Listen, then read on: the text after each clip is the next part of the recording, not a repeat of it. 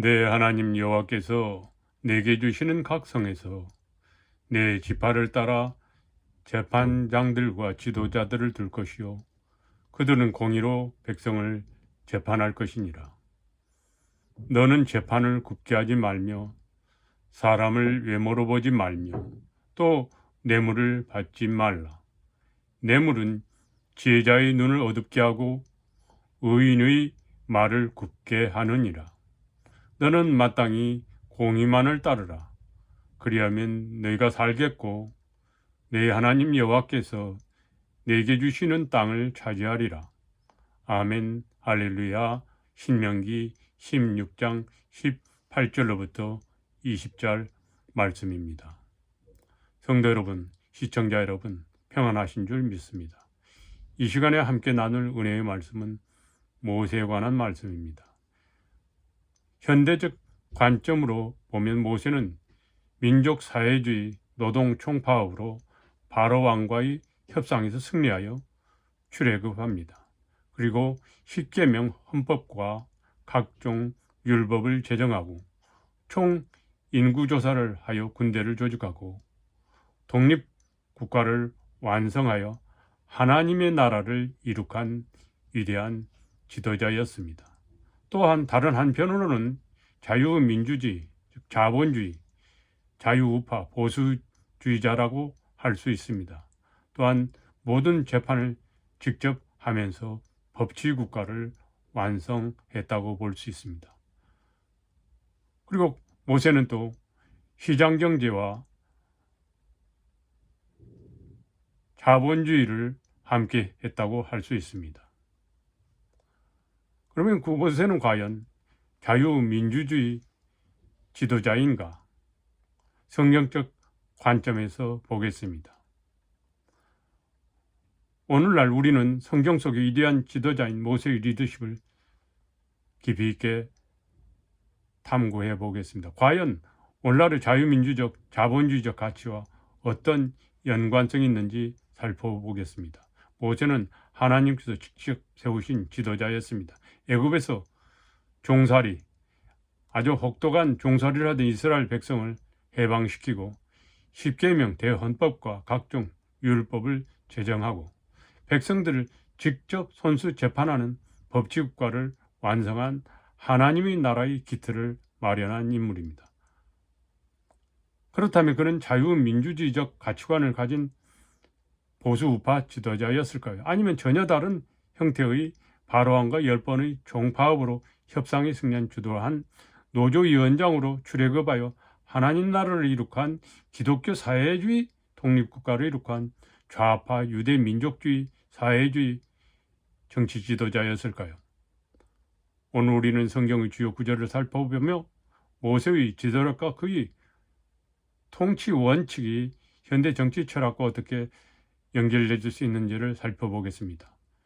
첫째, 모세의 출애굽 사건과 노동 해방이 과연 사회주의 혁명인가 보겠습니다. 모세가 이스라엘 백성을 애굽에서 끌어낸 사건은 하나님께서 직접 개입하신 위대한 해방의 역사입니다. 그러나 이 사건을 단순히 노동 해방이나 사회주의 혁명으로 해석하는 것은 상당한 무리가 있어 보입니다. 모세는 억압받던 백성을 자유롭게 했지만 그 자유는 단순한 경제적 해방이 아닌 하나님과의 언약에 순종한 그런 순종의 자유였습니다. 출애굽기 5장 1절은 그 후에 모세와 아론이 바로에게 가서 이르되 이스라엘의 하나님 여호와께서 이렇게 말씀하시기를 내 백성을 보내라. 그들이 광야에서 나를 위하여 절기를 지킬 것이나 하셨나이다. 말씀하고 있습니다. 모세가 바로에게 요구한 것은 단순한 임금 인상이나 노동 조건 개선이 아니라 이스라엘 백성이 하나님을 예배할 자유를 얻는 것이었습니다. 신앙의 자유였습니다. 하나님께서는 인간이 억압 속에서 살아가는 것을 원하지 않으시며 참된 자유는 하나님 그분을 섬길 수 있는 자유의 완성입니다.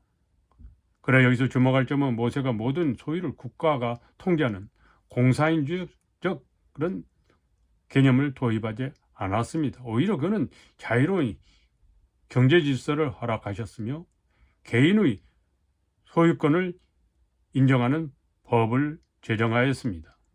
둘째는 십계명과 법치주의가 자유민주주의 원칙인가에 대한 설명입니다. 출애굽 이후 모세는 하나님의 명령을 받아 십계명을 반포하고 율법을 제정하였습니다. 십계명 단순한 종교적 교훈이라기보다는 법치주의 기초가 되는 대헌법적 가치입니다. 도덕적 법적 원칙이었습니다. 처음에는 모든 재판을 혼자서 직접 하였습니다.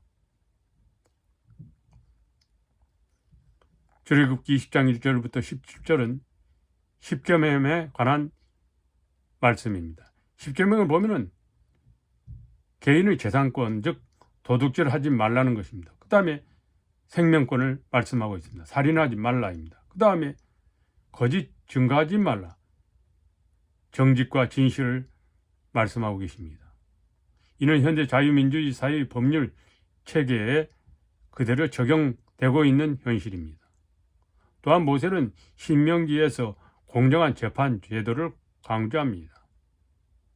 신명기 16장 18절로부터 20절, 내 하나님 여호와께서 내게 주시는 각성에서 내 지파를 따라 재판장들과 지도자를 세우고 공의로 백성을 재판하게 하라. 너는 재판을 굽게 하지 말며 사람을 외모로 보지 말며 뇌물을 받지 말라. 오늘날 우리나라에 지금 현실적으로 직면하고 있는 이 각종 재판들에 대한 말씀이기도 합니다. 이 구절을 통해서 알 수 있듯이 모세는 법과 공의에 기초한 통치를 강조했습니다. 법치주의 원칙을 수호하는 자유민주주의 국가 핵심의 가치라고 할 수 있습니다.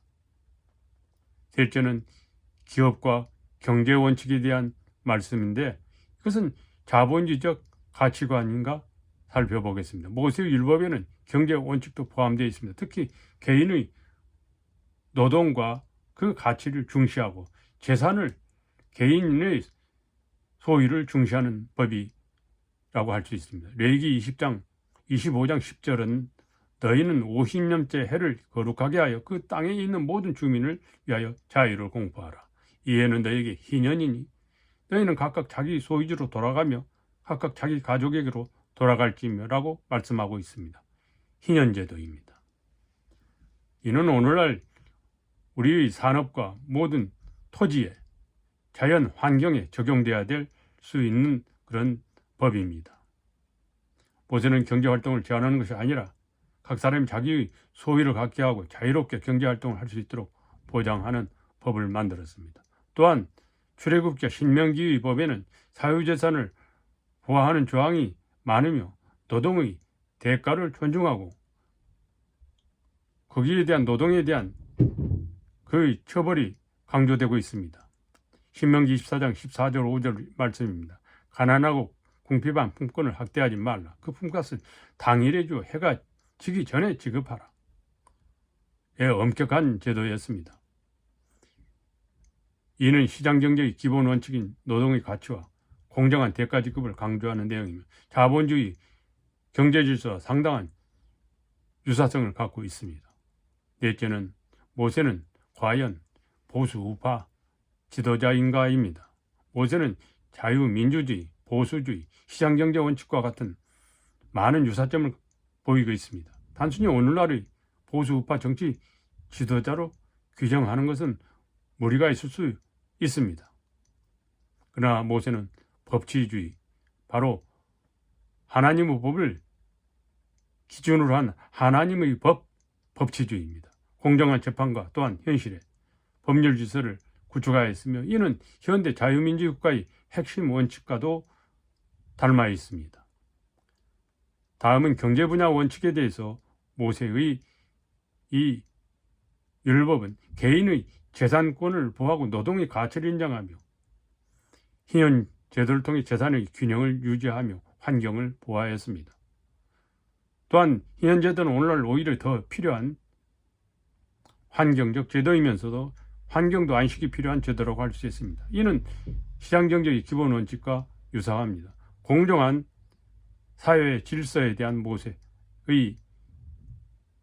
율법은 모세는 억압받는 자를 해방시키고 가난한 자를 돌보되 일하지 않은 자에 대해서는 무조건적인 혜택을 주지 않았습니다.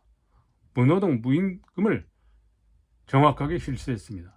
또한 약자를 보호하고 연약한 자를 보호하였습니다. 과하고 과부를 돌보되 노동을 강조하고 있습니다. 그러나 모세의 율법은 단순한 정치 철학이 아니라 하나님의 법입니다. 하나님의 뜻입니다. 하나님의 섭리를 따르는 하나님의 신정체제였습니다. 따라서 현대적인 정치 이념으로 모세를 완전히 규정하기보다는 그 원칙이 오늘날의 사회에 어떤 가치를 주는지 고민해 볼 필요가 있습니다. 오늘 결론입니다. 오늘날의 관점으로 볼 때는 실질적으로 모세는 민족주의, 사회주의, 노동총파업의 노조위원장으로 바로 왕과 노동총파업의 대결로 10번의 협상을 통해 결국 노동총파업이 승리하였습니다. 민족주의, 사회주의 국가의 하나님 나라를 건설하게 되었다는 관점은 부인할 수 없다고 할 수 있습니다. 모세는 하나님의 법을 기반으로 한 민족의 지도자로서 법치주의, 공정한 재판, 개인의 노동과 재산권 보호 등을 원칙을 강조하였습니다. 이는 자유민주주의적 가치와 상당 부분 상통하고 있습니다. 그 근본적인 목적은 하나님의 통치 아래 거룩한 하나님의 나라 공동체를 세우는 것이었습니다. 따라서 우리는 모세를 단순히 현대 정치 철학의 틀에 맞춰 해석하기보다는 그가 하나님의 뜻을 이루는 과정에서 현실적으로 필요한 원칙들을 배우고 오늘날의 사회와 국가와 신앙생활에 적용하는 것이 더욱 중요한 과제라고 할 수 있습니다. 아멘 할렐루야 아멘 아멘.